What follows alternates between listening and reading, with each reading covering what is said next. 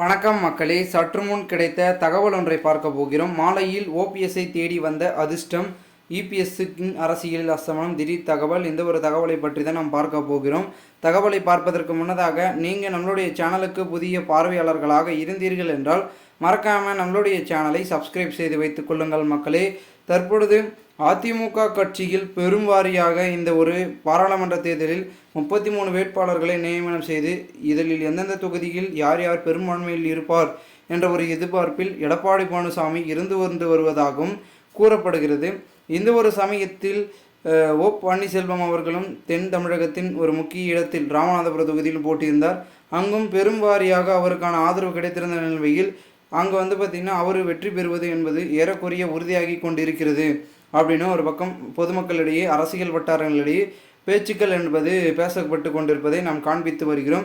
இந்த ஒரு சூழ்நிலை அடிப்படையில் தற்பொழுது எடப்பாடி பழனிசாமி அவர்கள், அதாவது இரட்டை இடைவெளி சின்னத்தில் நிற்கக்கூடிய அதிமுக சார்பில் நிற்கக்கூடிய வேட்பாளர்கள் தோத்துட்டு எடப்பாடி, அதாவது ஓ பன்னீர்செல்வமும் டிடிவி தினகரன் அவர்களும் வெற்றி பெற்றால் என்றால் அந்த பக்கம் இரட்டை இலை சின்னத்தில் இருக்கக்கூடியவர்கள், அதிமுகவில் இருக்கக்கூடியவர்கள் அப்படியே ஓ பன்னீர்செல்வம் பக்கம் தாவுவதற்கு வாய்ப்பு என்பது மிக அதிகமாக இருக்கிறது. அதாவது ஓபிஎஸும் டிடிவி தினகரன் வெற்றி பெற்றால் மட்டும்தான் இந்த மாதிரி நடக்கும். அப்படி இவங்க 2 பேர் தோத்துட்டாங்கன்னா இவங்க பக்கம் இருக்கக்கூடிய அதிமுகவுக்கு செல்வாங்க. இதே சூழல் தான் தொடர்ந்து நடைபெற்று கொண்டிருக்கிறது என்று ஒரு பக்கம் அரசியல் வட்டாரங்களில் பேசி கொண்டிருக்கிறார்கள்.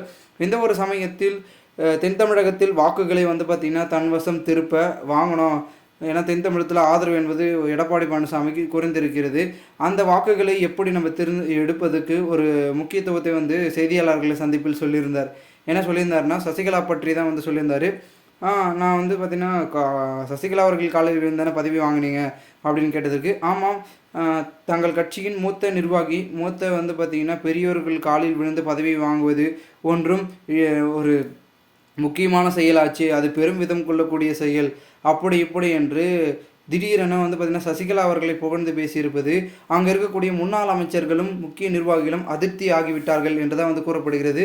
என்ன எடப்பாடி பழனிசாமி அவர்கள் இவ்வளோ நாளாக எதிர்த்திருந்தார், அப்படி இப்படின்னு வழக்கெல்லாம் போட்டு அப்படி இப்படி வாதங்கள்லாம் முன் வைத்திருந்தார், திடீர்னு இப்படி மாற்றி பேசுகிறாரு அப்படின்னு யோசிச்சிருந்த மூத்த நிர்வாகிகளும் முன்னாள் அமைச்சர்களும் அப்புறமா தான் தெரியுது எடப்பாடி பழனிசாமி தென் தமிழகத்தின் ஆதரவை தன் பக்கம் திருப்ப பார்த்திங்கன்னா சசிகலா அவர்களை புகழ்ந்து பேசியிருப்பதாகவும் கூறப்படுகிறது.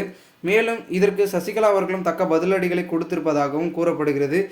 அப்படி என்ன சொல்லியிருந்தாங்கன்னா, ஏப்ரல் 19ஆம் தேதி வாக்குப்பதிவு அன்று வாக்குப்பதிவை பார்த்திங்கன்னா சசிகலா அவர்கள் தங்கள் ஜனநாயக கடமையை முடித்துவிட்டு செய்தியாளர்களை சந்தித்தார். அப்பொழுது என்ன அவர் கூறினார் என்னார், அதாவது இந்த ஒரு தேர்தல், அதாவது நாடாளுமன்ற தேர்தல் முடிந்து தேர்தல் முடிவுகள் வெளியாக பின் கண்டிப்பாக இதில் எங்கில் ஒருவர் முக்கியமாக பார்த்திங்கன்னா திருந்த வைக்கும் இந்த ஒரு தேர்தல் என்று எடப்பாடியை மறைமுகமாக தாக்கி பேசியிருக்கிறார் வி.கே. சசிகலா அவர்கள். இதனால் எடப்பாடி பழனிசாமி திடீரென சசிகலா அவர்களை மாற்றி அவருக்கு ஆதரவாக பேசியிருப்பதற்கு காரணம் என்னவென்று வேலை தோல்வியை முன்னாடியே கணித்து விட்டாரா, அப்படி இப்படி என்று அரசியல் வட்டாரங்களில் விமர்சனங்கள் ஒரு பக்கம் எழுப்பப்பட்டு கொண்டிருக்கும். இந்த ஒரு வேளையில் அடுத்தடுத்து என்ன நடக்கப் போகிறது, அதிமுகவில் அனைத்தும் மாறப்போகிறதா இல்லை மாறிக்கொண்டு வருகிறதா அப்படின்னு ஒரு பக்கம் அதிமுகவில் இருக்கக்கூடிய தொண்டர்களும் பார்த்திங்கன்னா ஒருபுறம் பேசி கொண்டிருப்பதாகவும் தகவல்கள் என்பது அரசியல் வட்டாரங்களில் பேசப்படுகிறது. மேலும் இந்த ஒரு சமயத்தில் என்ன நடந்தாலும் சரி, அதிமுக அனைவரும் ஒன்றாக இருந்தால் போதும் அப்படின்னு தான் கடைகோடி தொண்டர்களும் விரும்பி கொண்டிருக்கிறார்கள். பொறுத்திருந்து பார்க்கலாம் என்ன நடக்கிறது என்பதை.